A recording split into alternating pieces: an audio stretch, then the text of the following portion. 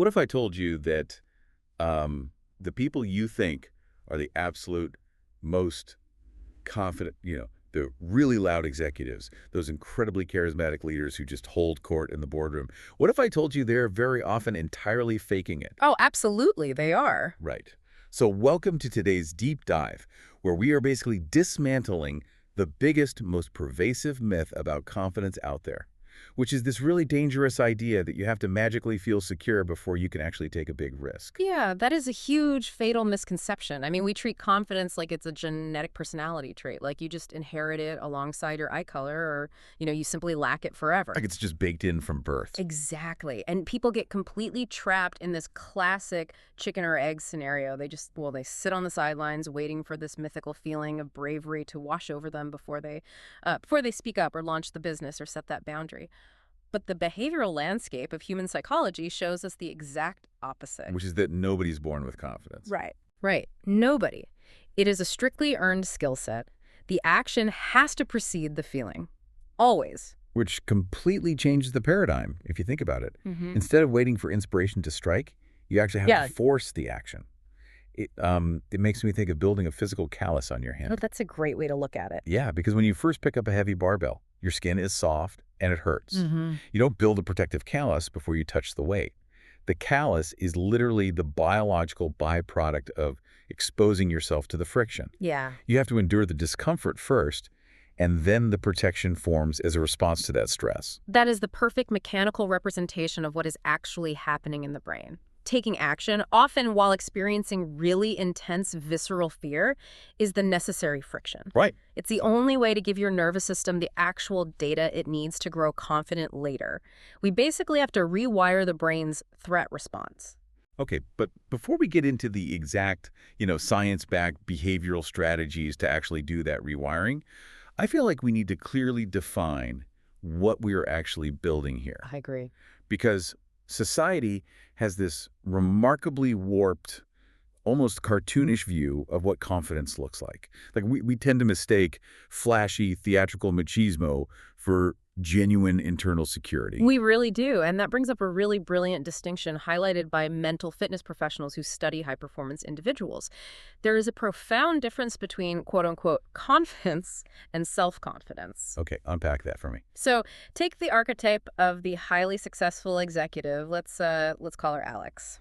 Alex walks into a boardroom and completely commands the space. Her energy is just phenomenal, her presentation is flawless, and her peers are constantly praising her poise. She projects this impenetrable armor. Right, but I'm guessing there's a major catch once that boardroom door actually closes. A severe one, yeah. The moment she is alone, she is just utterly consumed by rumination. Did she speak too forcefully? What if her team realizes she doesn't actually have all the answers? Her general confidence is entirely external. So it relies on the audience. Exactly. It relies heavily on outside validation, the applause, the physical nods of the people in the room. If that external feedback loop breaks, her security just collapses. Okay, let's unpack this.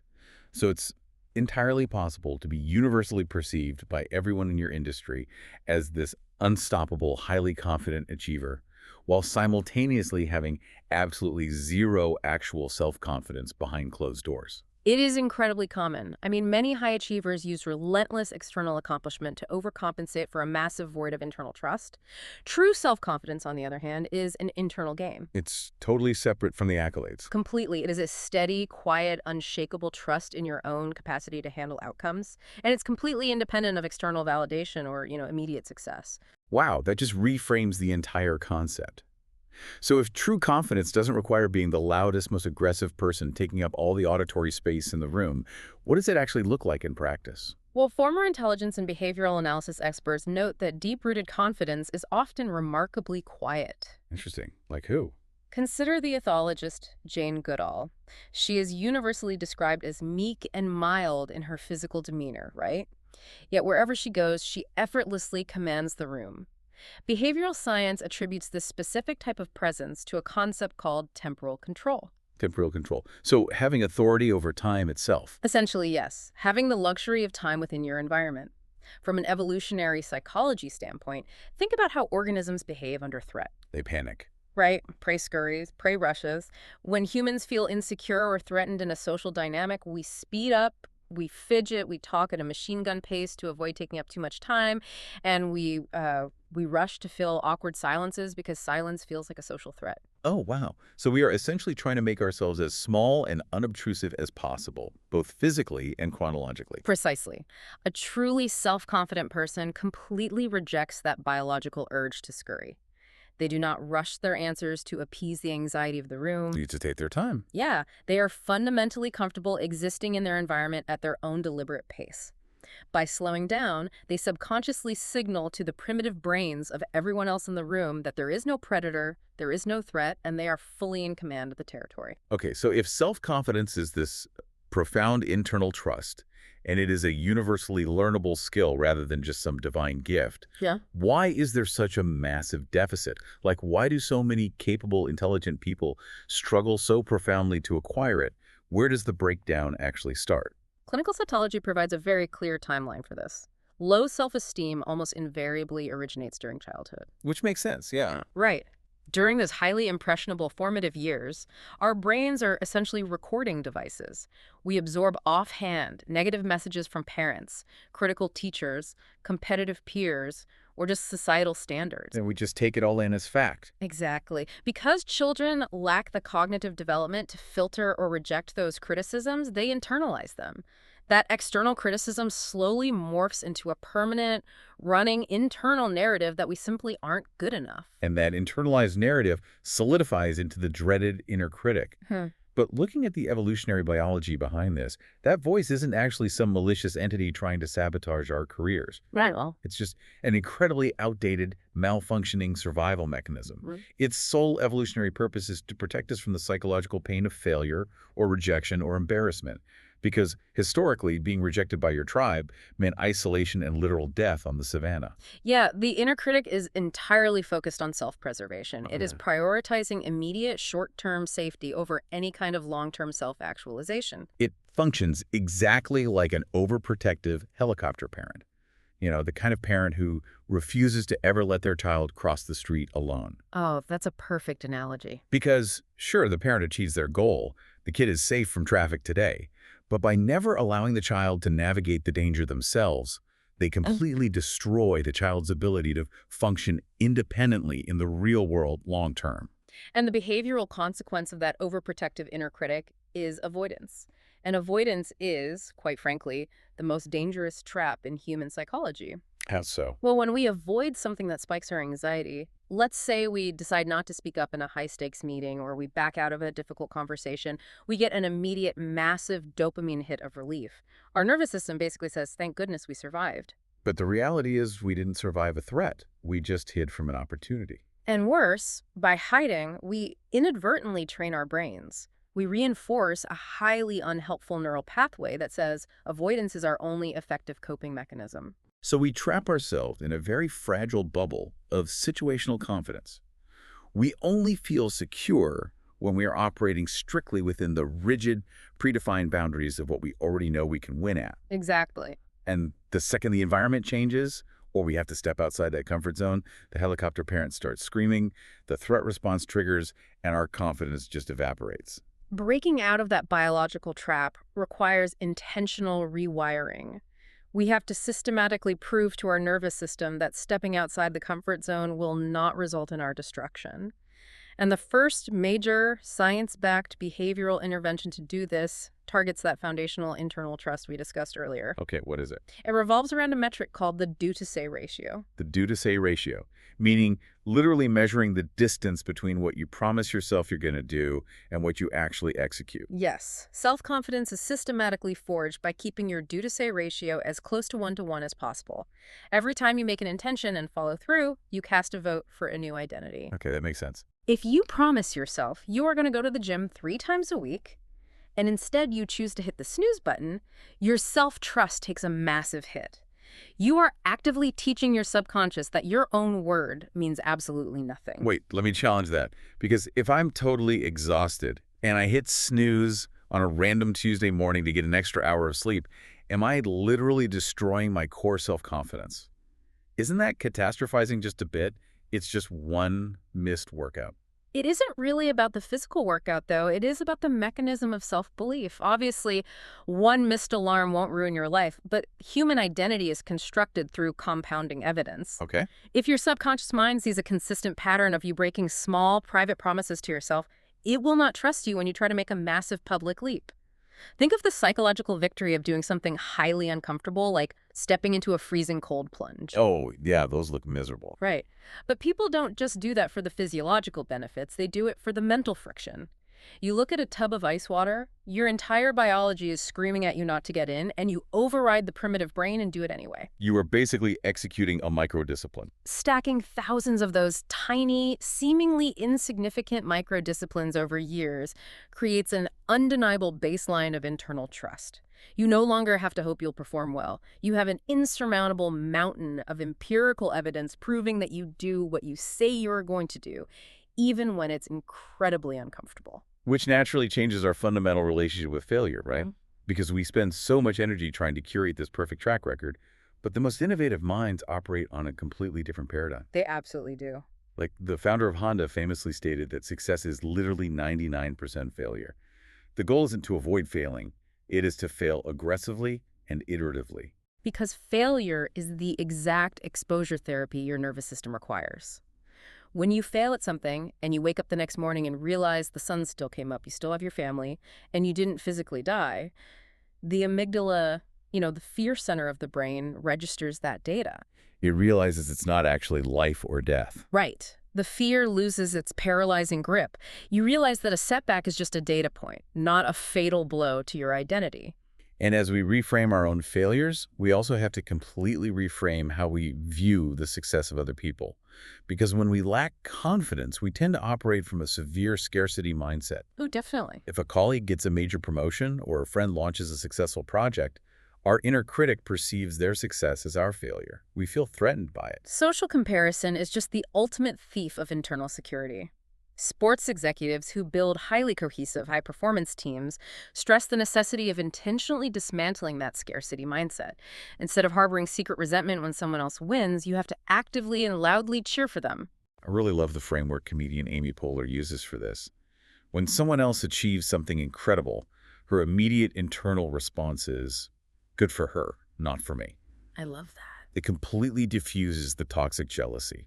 It acknowledges their victory as valid and wonderful without interpreting it as a personal slight against your own trajectory. It just detaches your ego from their outcome. That detachment is absolutely vital. Now, moving from the psychological frameworks to the actual physical mechanics of presence, let's return to that concept of temporal control and body language. Okay, yeah. Because even if you are working on your internal self-trust, there are deeply ingrained physical and vocal habits that will immediately signal a lack of confidence to everyone around you. Things we do subconsciously that actively undermine our own authority. Give me an example. Well, a prime example is the uptalk trap. This is a very common linguistic habit where a person ends their declarative statements with an upward vocal inflection. So instead of saying, we need to launch the product next week, they say, we need to launch the product next week. Exactly. And linguistically, upward inflection denotes an interrogative. It is a question. When you present your expertise as a question, the listener's brain subconsciously processes it as a plea for permission. Wow. You are essentially asking the room if it is acceptable for you to hold your own opinion. It just strips the authority out of the statement completely. That makes perfect sense from an evolutionary standpoint, actually. Yeah. It signals appeasement. You are basically showing your throat to the room, hoping nobody attacks your idea. Yeah. But how do we physically counter that instinct? We utilize downward inflection, which signals finality and safety, and we combine it with cadence and strategic pauses. Analyze the monumental speeches by figures like Winston Churchill or Martin Luther King Jr. Never rushed. Never. They didn't machine gun their words out of a desperate, anxious need to be heard before someone interrupted them. They inserted deliberate, heavy spaces between their phrases. They forced the audience to hang in the silence waiting for the next sentence. That pacing subconsciously signals absolute dominance over the time and space. Okay, let me push back on this a little bit, because here is where the behavioral science gets slightly controversial. Using a strategic pause is one thing. But when experts talk about using intense vocal incantations in the mirror before a meeting, or forcing yourself to stand in a wide, expansive superhero pose against a backstage wall to take up maximum space, Right, the power posing. Yeah. Isn't that just play acting? Like, does physically puffing out your chest actually work, or are we just faking it till we make it? The phrase fake it till you make it does a massive disservice to what is actually a profound biological mechanism. It's called a somatic feedback loop. A somatic feedback loop. Yes. Your brain does not just issue commands to your body, it constantly takes cues from your body to determine your emotional state. Think about the mechanics of trauma. A sudden, terrifying event like a car crash spikes your adrenaline and stress hormones. It is a singular physical event that immediately rewires your brain to associate driving with fear. So the physical experience dictates the psychological reality. Yes, and that highway runs in both directions. When you speak to yourself out loud with intense, forceful energy, or when you physically expand your posture, leaning wide against a wall, you are mechanically forcing your muscular tension to release and your breathing to deepen. Okay. This signals the vagus nerve, which tells the brain's threat center to stand down. You are artificially creating a heightened physiological state of power.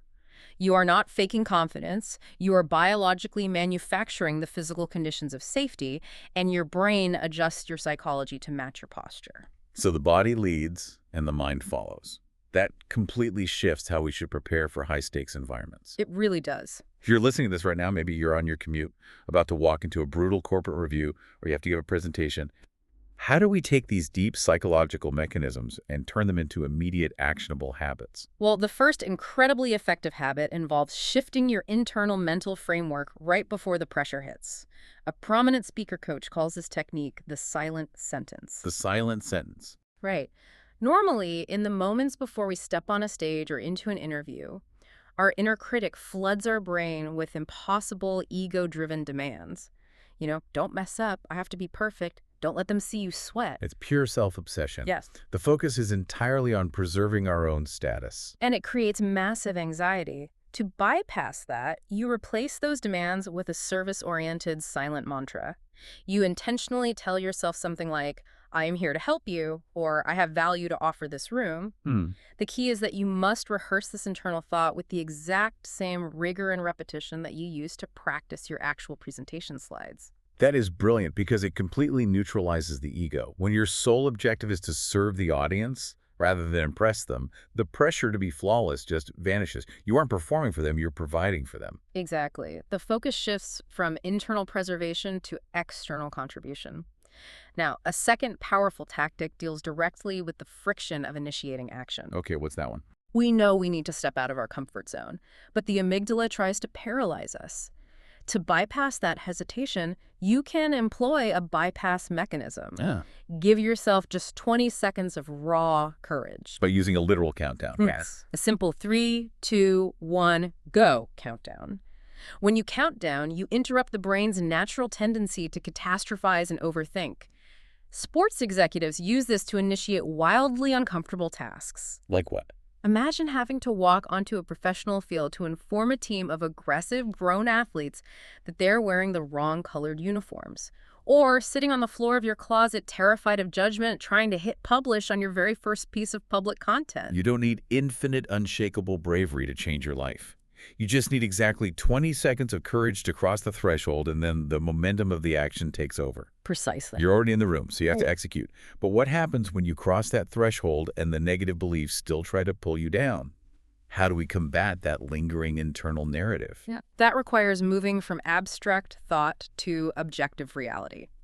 Clinical guidelines for cognitive behavioral therapy recommend physically challenging your negative beliefs with tangible evidence. Like writing it down. Exactly. The human brain is prone to cognitive distortions. If your automatic thought is, I am incapable, or I am going to sound stupid, do not just try to think positive thoughts. Force yourself to physically write down counter evidence on a piece of paper. Documenting your actual competence. Yes.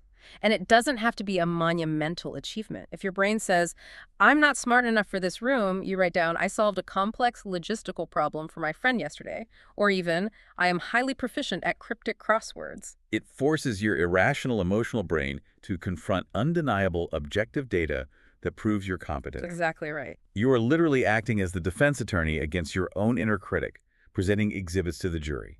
And finally, if we bring this all back to the physical environment we have to address spatial ownership, how we physically insert ourselves into rooms. This is a crucial one. Notice how people who lack self-trust behave in group settings. They hover around the edges of meeting rooms. They stand near the walls. They physically marginalize themselves, subconsciously waiting for someone with more authority to grant them permission to join the central discussion. They make themselves small. Right, so the habit here is brutally simple. Stop waiting. Take a literal seat at the table. Walk directly into the room, identify an empty chair at the main table, sit down, open your posture, and look people directly in the eyes. Claim the physical space that your expertise entitles you to occupy. Do not wait for an invitation that is never going to come. Man. So we've navigated the entire spectrum today, from the evolutionary biology of the inner critic to the compounding mechanics of the do-to-say ratio to the physical realities of somatic feedback and uptalk. It's a lot to process. It is.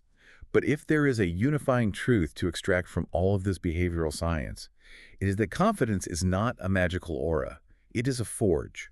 It is painfully and deliberately constructed in the hundreds of private, invisible, terrifying micro-moments where your primitive brain is screaming at you to run away, to hide, to stay safe, and you intentionally choose to endure the friction anyway. And it is essential to approach this process with realistic expectations. True, enduring self-confidence isn't the arrogant delusion that you will always win. Right.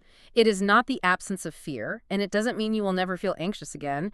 It is simply the hard-earned ability to look in the mirror and know, with quiet certainty, I trust myself. Regardless of the outcome, I can handle whatever happens. If self-confidence is genuinely built by accumulating those micro-failures, by continuously proving to your nervous system that you can survive the discomfort and the friction, what is one small, harmless failure you can intentionally seek out tomorrow? What is one tiny risk you can take just to prove to your inner critic that when the dust settles, you're still standing?